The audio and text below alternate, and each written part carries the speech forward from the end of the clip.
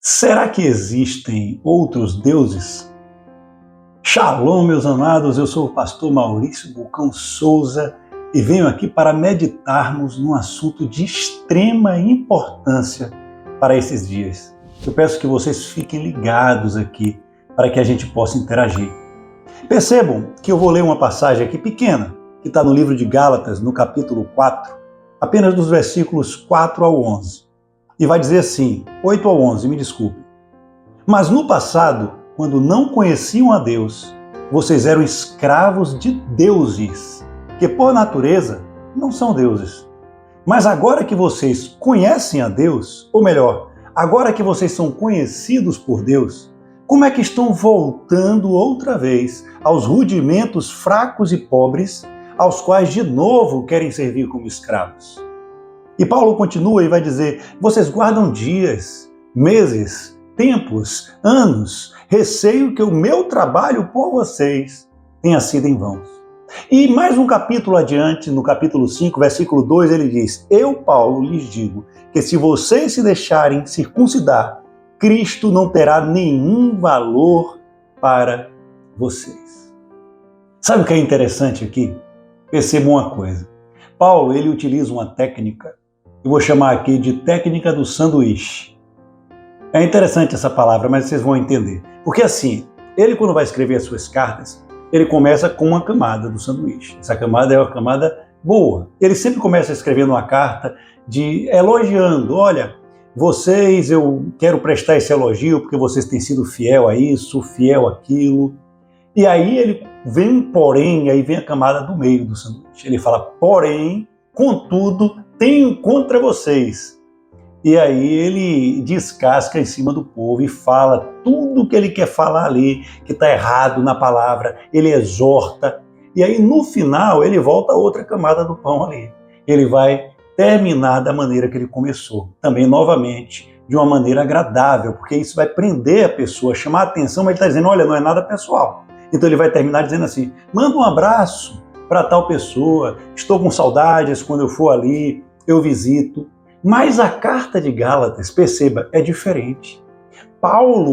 O Paulo mesmo foi quem fundou a igreja de Jesus Cristo em Gálatas. Então talvez por isso ele tivesse mais intimidade, talvez por isso ele tivesse uma proximidade maior, porque ele chegou lá, pregou algo, ensinou algo e o povo estava se desviando. E em Gálatas ele já começa sem a técnica do sanduíche. Ele já começa exortando. Ele começa dizendo, ó insensatos Gálatas, olha, eu fico aqui indignado porque tão facilmente vocês se desviaram da palavra que eu ensinei. Ele chega ao ponto de dizer assim, ó, se eu chegar aí, se outra pessoa chegar aí, nos dias de hoje eu posso dizer assim, se qualquer pastor, qualquer pregador chegar aí, ou até mesmo um anjo do céu, descer e pregar um evangelho diferente desse que eu já entreguei para vocês, que seja anátema. A palavra anátema, a maneira mais eufemista de eu buscar um sinônimo é amaldiçoado. Sabe o que é isso? Ele está dizendo, se outra pessoa pregar um evangelho diferente desse, qual é esse evangelho? Jesus crucificado é suficiente para a nossa salvação. Se alguém acrescentar qualquer coisa, se pregar algo diferente, seja amaldiçoado. A gente vê tanto isso no mundo de hoje. Qual o problema ali? O que é que estava acontecendo com Gálatas? Será que vocês entendem o que Paulo estava revoltado? Paulo chegou lá e pregou o evangelho verdadeiro de nosso Senhor Jesus Cristo. Agora, por isso que ele diz assim, ó, olha, vocês estão se deixando circuncidar. Ou seja, vocês estão com a mente errada. O que é que eles estão dizendo? Eles estão dizendo o seguinte, olha, eu creio em Jesus Cristo. Eu sei que Jesus Cristo veio ao mundo para nos salvar, sei que Jesus Cristo morreu na cruz, eu compreendo isso, eu recebo essa graça, eu estou entendendo a graça. Mas, além de receber esse Jesus Cristo, você precisa guardar o sábado. Além de receber a graça, você precisa circuncidar. Além de guardar o sábado, você precisa cumprir as festas judaicas. E aí Paulo diz, que é isso, gente? Está tudo errado. Então, o que ele estava dizendo era, olha, a graça sozinha não é suficiente para salvar você. Tem que ser a graça mais obras. Tem que ser a graça mais um esforço seu. Talvez vocês estão me ouvindo nesse momento aqui, vocês possam pensar, mas isso não se encaixa mais nos dias de hoje, né?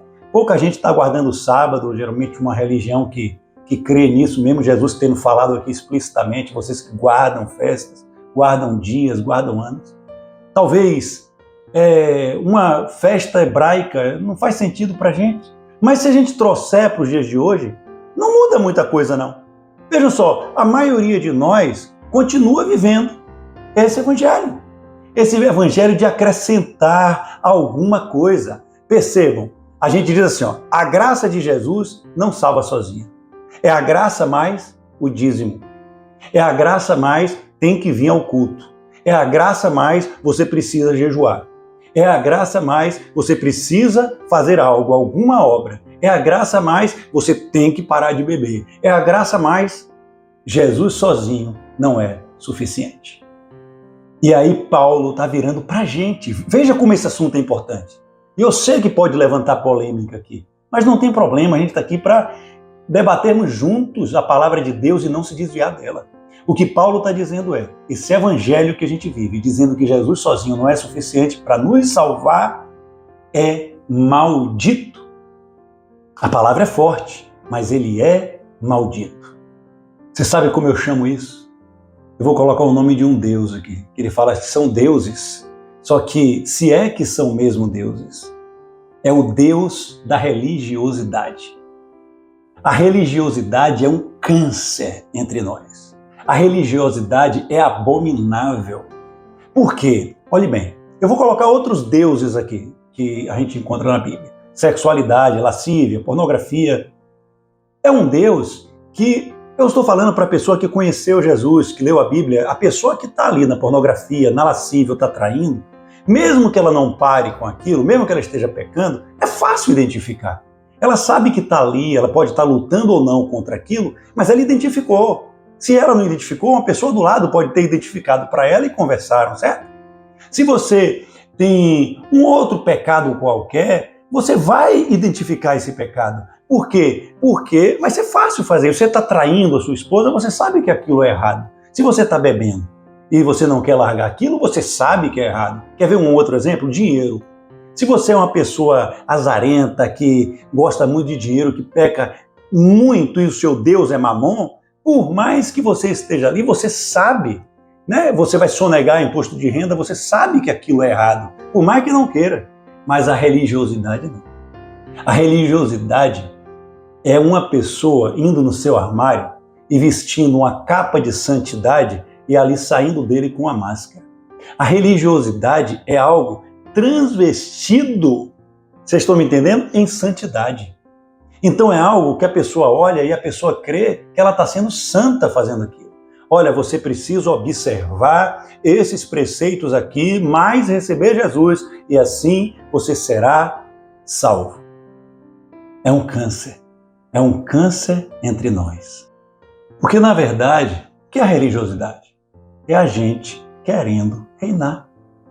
É a gente querendo ser santo. É a gente chegar na igreja e se achar merecedor. Por exemplo, eu sou um pastor. Então, olhe bem, eu às vezes posso passar um dia inteiro ali em santidade, buscando a santidade, orando, jejuando, naquele dia especial de pregação, sabe? Orando por todo mundo, pedir perdão por todos. Aí então eu chego no culto e eu digo assim, poxa, hoje eu estou preparado para pregar. Vocês percebem como é sutil esse erro, esse engano? Porque o que é que eu estou dizendo para Deus? Olha, o meu esforço de buscar a santidade me tornou digno para pregar. Ou seja, não foi Jesus Cristo, foi o meu esforço. E aí Jesus me permite pecar naquele dia, pecar em sentimento, cair num nervosismo, em alguma coisa, eu chego lá, me ajoelho na cruz e vou dizer assim, me perdoe, Pai, eu sei que eu não sou digno de trazer a sua palavra, mas vem por meio de mim. Qual dos dois Jesus vai preferir? Então é isso que eu estou falando aqui, amados. A gente quer reinar. Quando a gente era do mundo, é assim, ó, se a gente teve uma criação a gente vê um pai que sempre estimulou a gente a, como fala na linguagem aqui, né, a ser pegador, a ser agarrador, não sei em que estado você mora, mas tem alguma situação que o homem, pelo menos, que pega, é uma palavra horrível, mas eu estou falando exatamente para ser horrível, muitas mulheres, que sai com muitas mulheres. Então ele criou naquele ambiente o que é reinar para ele. Reinar para ele é quanto mais mulheres ele ficar, ele está reinando, ele é o rei ali. Todos os amigos dele vão dizer, aquele cara ali é o garanhão. O pai dele vai dizer, isso é que é homem. Não é assim? Se a criança vê o pai ali, tudo é dinheiro e quando dá um golpe tem dinheiro, ele valoriza, a criança vai achar, sabendo, ou pelo menos crendo, que reinar é ela passar o golpe em todo mundo. Que ela reinar é quanto mais dinheiro ela tiver, as pessoas vão olhar para ela e ela é o rei daquela situação. Mas por que eu falei isso? Porque existem outros ambientes que a gente está no ambiente da igreja, ou convertido ou que nasceu na igreja, e viu o pai sempre perguntar, e aí, quantos capítulos você leu? Diga um versículo decorado, bota uma roupa para ir no culto. Então, reinar para essa pessoa aí é o quê? Reinar é você mostrar que sabe da Bíblia, é você fazer uma capa de santidade. Aí eu te pergunto, para Deus, que diferença isso faz? Se a pessoa está ali no prostíbulo reinando, ou se a pessoa está querendo reinar usando, perceba o que eu estou falando, o cristianismo como desculpa. Nada. Deus está olhando para a prostituta que está na esquina com os mesmos olhos que está olhando para você jejuando para poder reinar. Mesmos olhos. Agora, quando a gente recebe verdadeiramente Jesus Cristo, a identidade de filho, aí não é para isso. Aí a coisa muda completamente de figura. Porque qual a diferença? Por que eu sou melhor que uma prostituta? Eu não sou melhor que a prostituta. A diferença é que eu fui lavado no sangue do Cordeiro. Eu recebi Jesus e porque Jesus está dentro de mim, eu tenho uma vantagem. Então a oração, gente, não é para você tornar aquela pessoa santa. A oração da gente tem que mudar. Porque você hoje só é santo, você hoje só é salvo, porque Jesus te escolheu, nem foi você que escolheu ele. Então, quando você passar agora por uma prostituta, quando você passar agora por um drogado, quando você passar agora por alguém ignorante que não recebeu Jesus, a sua oração é: acha ele, Senhor, ache ela, Senhor, assim como o Senhor me encontrou. Tá entendendo? Hoje tem sido assim. Ó. E aí, quanto capítulo da Bíblia você leu? Só 3, é? Eu já li a Bíblia toda 2 vezes. E aí, qual o seu máximo de jejum que você conseguiu? 3 dias sem água e sem comida? Ih, já consegui 7. Vocês estão me entendendo? A religiosidade é maldita. Paulo falou, vocês estão vivendo um evangelho maldito. Me surpreende que vocês deixaram o evangelho da graça e partiram para algo. Mas onde entra as obras, então, pastor? Você está dizendo que então virou libertinagem, que a gente pode fazer tudo, o que importa é que Jesus entrou na gente, então a gente está salvo, não perde a salvação, não tem mais jeito. Ei, você está salvo por Jesus Cristo, no sangue do Cordeiro. Agora, sabe onde entra as obras? As obras, vocês não fazem as obras para ser salvo. Vocês não fazem as obras para manter a sua salvação. As obras são um sinal de que você foi salvo. Porque Jesus, porque a graça está em você, ela é refletida através das suas obras, por gratidão.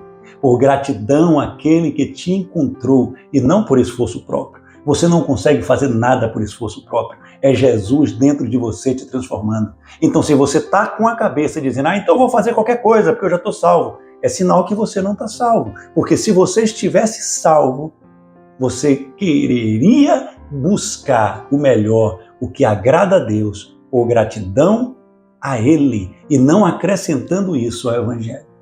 Eu, como pastor, não prego muito, não faça isso, não faça aquilo, não pegue nisso, não corte o cabelo assim, não faça a barba assim. Eu prego sobre Jesus Cristo. É óbvio que a gente tem o discipulado, que é o momento de você chamar, de você ensinar o que é certo, o que é errado, mas o Espírito Santo só vai testificar, eu não vou falar nenhuma novidade, porque se a pessoa recebeu Jesus, ela sabe o que é certo e ela sabe o que é errado. Então as obras entram assim, e as obras te levarão para uma altura muito maior, dependendo de quantas você faça, porque o galardão, as recompensas serão por meio de obras. E a salvação é puramente por meio de nosso Senhor Jesus Cristo. Não entre nesse evangelho anátema. Jesus Cristo, sozinho, é suficiente para te salvar. Nada mais salva, senão Jesus Cristo. Deus abençoe sua vida tremendamente. E faça nossas lições. Eu vou deixar aqui o link, você clica. É tão importante, gente, eu gastar esse tempo aqui para incentivar vocês a buscar os cursos, a buscar mais a Bíblia. Então não deixe de fazer isso não. Assina aqui o canal, aproveita para receber mais vídeos, tá bom? Deus abençoe sua vida tremendamente e que a graça de Jesus Cristo te transforme, porque ela é suficiente. Shalom!